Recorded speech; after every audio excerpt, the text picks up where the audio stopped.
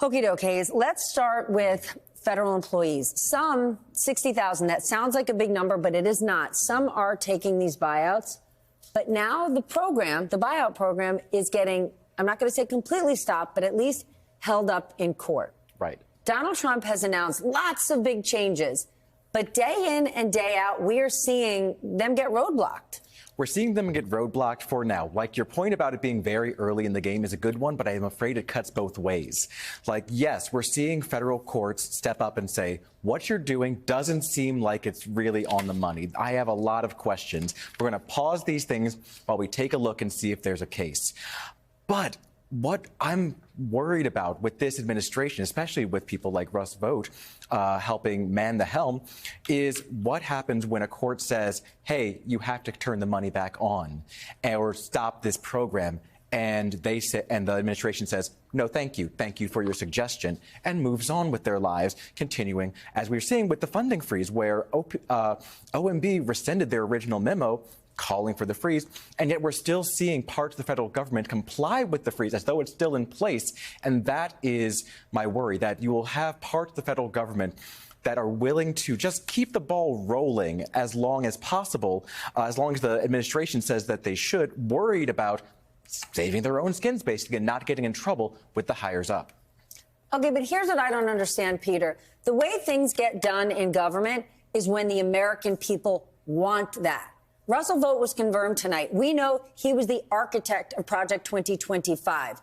He now has a great deal of power. During the campaign, we've talked about this before, Donald Trump desperately tried to distance himself from 2025. The campaign knows it's not what the majority of the American people want. So why exactly are they executing a Heritage Foundation dream that doesn't sit well with the American people? Well, I think one thing is that they did say, even as he disassociated himself from the Project 2025 blueprint specifically, he made clear he planned to wage a war on the deep state. I don't think a lot of people necessarily understood exactly what that meant.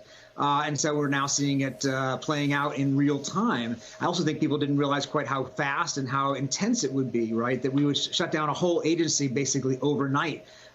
Without the permission of Congress. So, you know, in one sense, obviously, it is sort of the direction he signaled to voters, and voters did give him the popular vote victory. On the other hand, he wasn't very specific about a lot of the things that we're seeing now. And the question is, what do Americans feel about it? A lot of Americans do think the government is too big. A lot of Americans do think that we spend too much on foreign aid. He's going to be able to sell that to a lot of people. The question is whether they see the consequences of it, and are people who oppose his point of view able to make Americans understand why they think that these are counterproductive moves. Let's talk about those people who oppose him, Melanie. Take us to the Hill. What are Democrats telling you? Because to Peter's point, a lot of Americans just on paper say, yeah, the government's too big, and I want us to focus on spending our money in America with the American people. What do Democrats do in this moment? Yeah, that's the real debate happening right now inside the Democratic Party, is because initially they didn't want to be reflexively just going up against Trump and resisting him at every turn. And there is a recognition that the government is not popular. Congress is not popular, that cutting government waste and spending is quite popular with the public. And so initially you did see some Democrats who were willing to work with the DOGE initiative, who joined the DOGE caucus on Capitol Hill. But that has all changed within the last week. In fact, just a few hours ago, one of those Democrats, Val Hoyle, a moderate Democrat, she announced that she's quitting the DOGE caucus on Capitol Hill because it's become so toxic and because they're seeing how this is actually being carried out in practice. Elon Musk is not just trying to dismantle government inefficiency. It looks like he's trying to dismantle the entire government itself. And that's where Democrats have the problem right now. But what I'll say about the Democratic messaging is that it feels like, you know, every time a new controversy du jour pops up, they're kind of on their feet, they're scrambling to catch up, they finally seem to get a message, and then something new pops up, and they're scrambling just like the rest of us to play catch up. So that's what's happening in the Democratic Party right now. But as the minority party in both chambers, they don't have a whole lot of power, and so they're really looking to the court system to try to rectify some of these things. Joyce, talk to us about what's happening with these FBI agents. What they're just trying to get is simply not have their names publicly released. And again, these were just FBI agents that went to work and accepted an assignment. Right. These are actually FBI agents who were given an assignment. They didn't really have the option of saying no. You know, if you're out in the field and a lead gets cut to your office and you're asked to run down that information for agents working a case in Washington, D.C., that's what you do. If one of the January 6th defendants came from the division that you were in, it's very likely that leads were sent to your office, and people would have, not necessarily random assignment, but people with that expertise or who worked in those parts of the division would have answered those sorts of needs from other divisions. So I think the point here, Steph, is this. What's happening inside of the FBI right now is what we were told under oath by Trump's nominees to head both the Justice Department and the FBI. Both of them said under oath that there wouldn't be any effort to take out revenge on people who were involved in January 6th or Trump-related cases. And they made that sort of a promise that there weren't revenge lists and that agents would be treated fairly. Now we're seeing that that's not the case, that there are people who are being threatened for simply having done their jobs. It's important that in these two cases, there's now what Hayes is talking about, this early pause in the case while the judge can take the time to hear some of the evidence and decide if there needs to be a permanent bar to releasing names of these agents until the court can make further decisions. Peter, let's talk about Donald Trump's shocking announcement on Gaza, right? Since he made it, 2 nights ago, we have seen many members of his administration, all sorts of Republican lawmakers try to walk it back.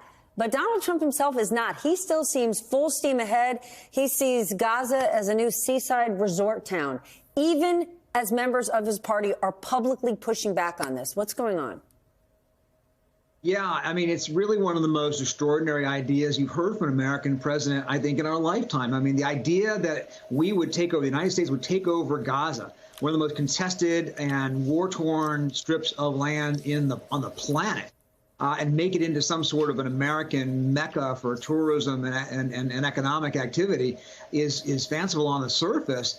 And then you overlay the politics that we're talking about here, the idea that they're going to displace 2 million Palestinians from their homes. Admittedly, they're destroyed homes. They're mostly demolished homes. Trump is not wrong when he says it's a demolition site. And there's obviously an imperative there to figure out what can be done for the population there while reconstruction happens.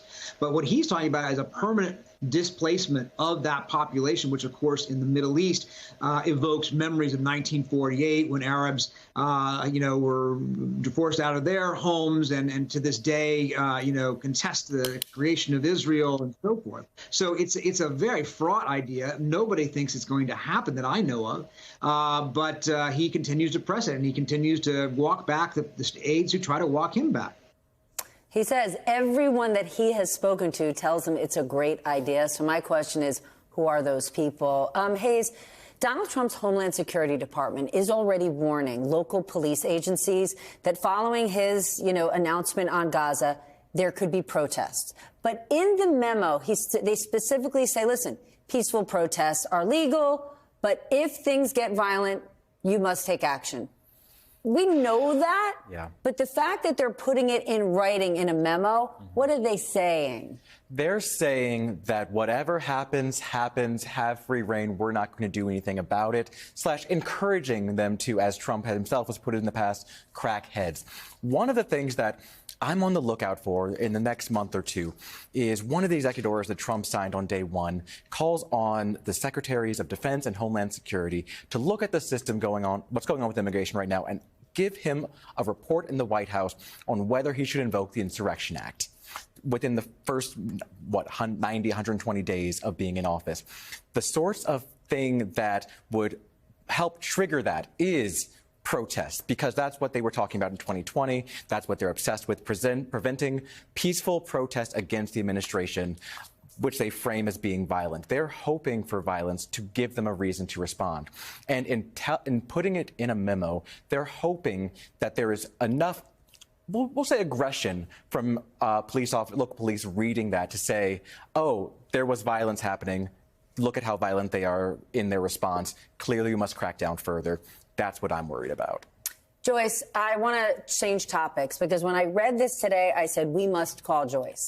In a memo to DOJ employees, the new Attorney General, Pam Bondi, wrote that department attorneys need to do what they're assigned to do, because if they don't do it, quote, it deprives the president of the benefit of his lawyers. Can I get your reaction to those word choices? So for 25 years, I stood up in a courtroom and I said, may it please the court. My name is Joyce Vance, and I represent the people of the United States. I don't remember ever going into court and saying I represent President Barack Obama or I represent President Bush. My job as a federal prosecutor, as a Justice Department lawyer, was to represent the people, to uphold the oath that I took, which was to the Constitution, not the president that I served. And my generation of United States attorneys, when we gathered in Washington for an annual meeting one year, had the opportunity to briefly hear from President Obama. We were all in the East Room, sort of standing there very formally, and he walked in with the White House counsel. And the thing that stuck with so many of us over the years was when he said to us, "You don't serve me. You serve the people of the United States." You know, that was Barack Obama, a constitutional law scholar and professor before he became the president. He clearly understood the role of lawyers at the Justice Department and of the department itself. And it's clear that this new attorney general does not.